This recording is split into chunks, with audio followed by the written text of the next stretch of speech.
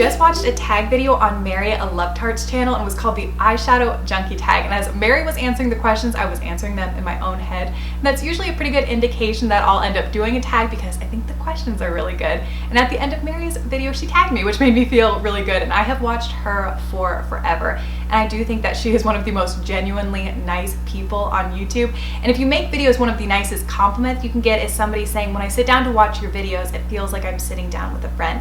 And that is honestly how I feel every time I watch Mary's videos. So I'm gonna have her version of this tag linked down below, but I'm gonna go ahead and start with question number 1.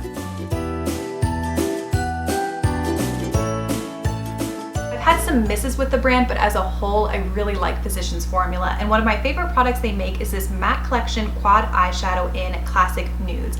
So this creates a really simple basic all matte eye if that's what you're going for, but I also really like this as a companion palette. If you're using something very shimmery or metallic on the lid and you need some matte shadows to help ground it, this one's perfect and I use it all the time. It comes in a couple different colors. If you prefer cooler tones, they have that, but this warm one works really well with my skin tone. And I think for almost everything I'm going to talk about today, I have a get ready with me video where I've used it. So when I link these down below, I will link the coordinating video. That way if you want to see what these look like on the lid and how they blend out, you can check out those videos.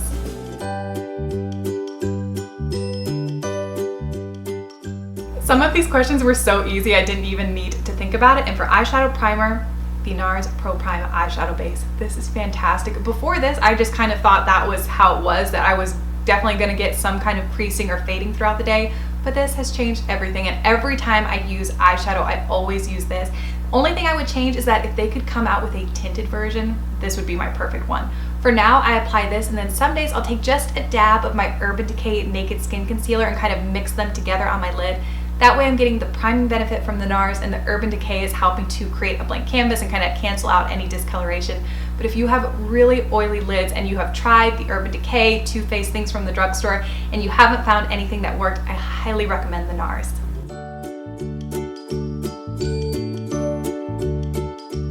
I know for a fact that at a very young age I had a caboodle's worth of inexpensive makeup, but I don't remember making any of those purchases. The first one that stands out, and I remember it like it was yesterday, must have been 16 or younger because we were living in the first house where I grew up. And if you've been with me for a while, you know that I got pretty bad acne at a pretty young age, and my mom really tried, and I felt bad because I don't think she really knew how to handle it.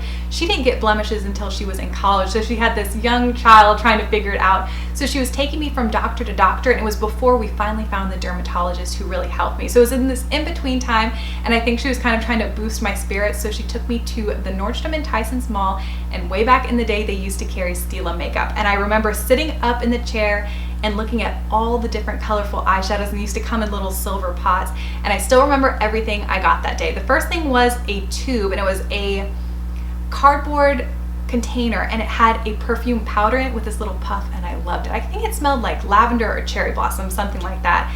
I also got a compact, and it was called Stila Sport, and when you open up the compact, it had a sponge, and you press down on the sponge and a tinted moisturizer came out. I thought it was so cool. The other thing I got was a kind of small silver compact, and inside there were 3 or 4 shadows, one of them being Kitten. So I would say that Kitten is probably my first eyeshadow purchase that I really remember. And you pushed a button and this voice kind of talked you through how to apply the eyeshadows to create a cat eye, I think. So that ended up breaking, the voice died, and I think Kitten broke. Kitten's a very soft eyeshadow, so you have to be kind of delicate with it. But the fourth thing I got that day was this eyeshadow brush, and I still have it. I used it today. The Stila logo and number have worn off, but I would say that Kitten is my first purchase, but I still do have this eyeshadow brush.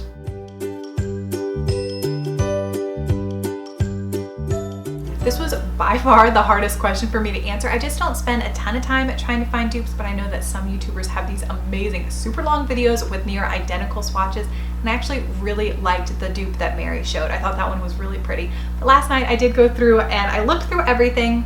I'm using the term dupe so loosely here. There is a difference, and you're gonna be able to see that in the swatches. I just think on the lid, you would definitely get the same look. So one of my all-time favorite cream eyeshadow sticks is the by Terry Ombre, Blackstar, and Bronze Moon No. 4.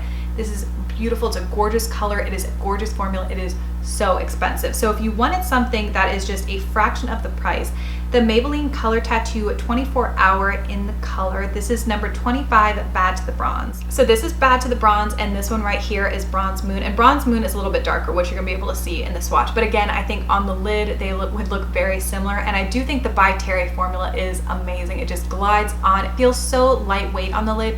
The Maybelline one feels a little bit heavier, but By Terry is crazy expensive, so for like between $5 and $7, depending on where you get this. I think if you wanted to recreate a look that maybe you've seen me or somebody else use with Bronze Moon, I think Bad to the Bronze is a great substitute.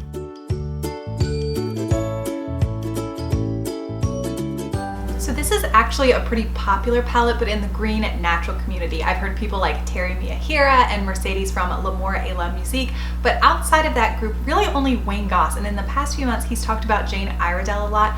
I love that line, and I've tried a lot of great things, my favorite being their Daytime Eyeshadow Kit. This is my favorite everyday work appropriate kit. And inside you get 4 matte colors. And then this lightest one right here, this is called Oyster, and it's a really cool color. It has no shimmer, no real shimmer to it, but it has a ton of glow, which I think is really brightening, just kind of makes you look a little bit more awake. This is what I use to create the look that I'm wearing today, and I think this is amazing, and I think more people should know about it.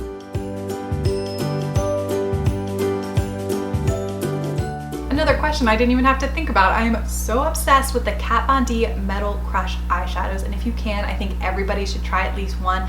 I love the bronze, which is Synergy, Raw Power, which is the more burgundy one. I can't remember the name of the copper one off the top of my head, but that one's beautiful. But my favorite is this one in Thunderstruck.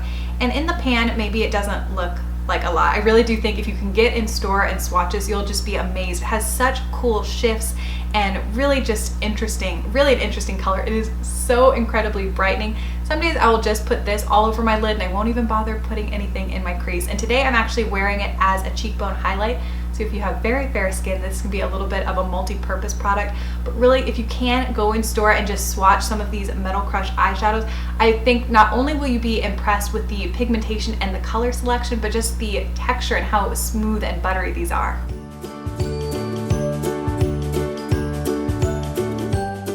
For a very long time, my favorite cream eyeshadow was Buxom's Mutt. It was so gorgeous, but unfortunately it's been discontinued, so I had to find a new favorite.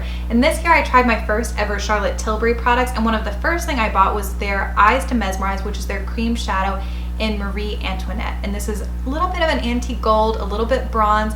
It's gorgeous, and what I like so much about this is that I can put this all over my lid, buff it up into my crease, and it's a complete look. And this, if I use the NARS Pro Prime base underneath, I get no creasing, no fading. At the same time, I also bought Norma Jean, which is a little bit lighter, and that one I get a lot of creasing with. So I tend to keep that one in the inner corner as a highlight.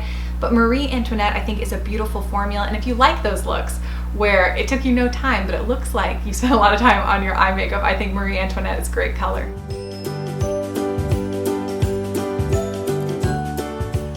My favorite neutral shadow I keep in my Red Apple Lipstick Z palette, and it's this one right here. This is Sugar and Spice, and this is my all-time favorite crease color. I actually have to force myself to use other ones because I would use this one pretty much every day. It is so warm, it blends out so easily, it's just so pretty. And when people email me and ask, saying, hey, I'm placing my first Red Apple lipstick order, what are your recommendations? I say, if you like warm shadows, definitely Sugar and Spice. And then I usually recommend Audrey or Vogue or something like that. But Sugar and Spice is one of the first things I ever got from Red Apple lipstick, and it's still one of my favorites.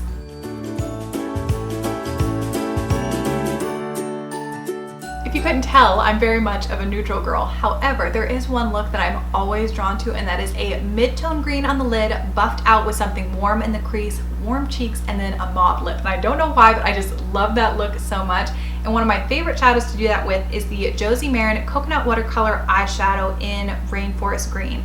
I used to talk about these all the time, and if you've noticed, for quite a while I haven't talked about these, and that's because randomly all the doe foot applicators broke off in the bottles. And I think it must be a known issue because when I emailed Josie Maran customer service, they didn't ask any questions and they just immediately sent me out replacements. So if that's happened to you, I would recommend contacting customer service. But I love this Rainforest Green one. Let me do a little swatch for you. So here's the swatch of Rainforest Green. Every time I swatch these watercolor eyeshadows, I just can't believe it. Just so metallic and gorgeous. So this I like to keep towards the outer part of my, like kind of to middle to outer portion of my lid. I sometimes use a gold or rose gold on the inner portion, and then again buff it out with something warm, and it just creates such a beautiful look.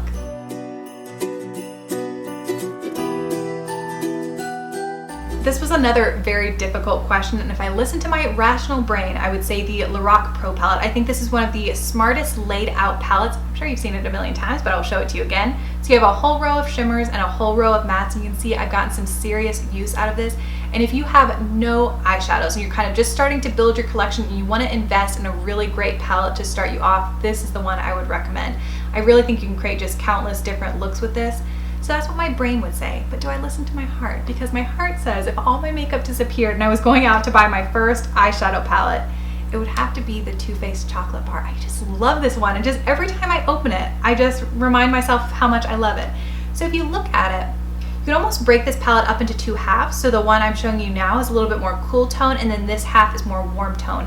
In this row in particular, I just love these colors, and this green one, a lot of times when I use the Rainforest Green from Josie Maran, I top it off with this, and it just makes it a little bit more neutral and a little bit more wearable. Just an absolutely beautiful palette. So if I go with my heart, I'm gonna say Too Faced. They've come out with some in this line since this. They have the Semi-Sweet and the brand new Bonbon ones, which has like the pink shadows, but the one I'm so excited about, I just saw a sneak peek of the peach one, and it actually, I think it comes in a peach case, and they're shaped like little peaches, and it smells like peaches, and I love peach tone eyeshadow, so I'm so excited about that one. I'm gonna be first in line to get it, but if I answer this question with my heart, I would have to say the Too Faced Chocolate Bar. Okay, let me make sure I got through all the questions. I think I did. Thanks again to Mary for tagging me. It's always nice to be tagged. So I'm going to tag a few people. I really would like to know what some of the British girls' answers are to these questions. So I'm going to tag Lily Pebbles, Viviana Does Makeup. I'm also going to tag TT Sandra, Alana Davidson, Pretty Shiny Sparkly, Mrs. Lola Lynn, and Tea with Jess. So I will have all of their channels linked down below. But thank you so much for watching today. I really appreciate it, and I'll be back with a new video very soon.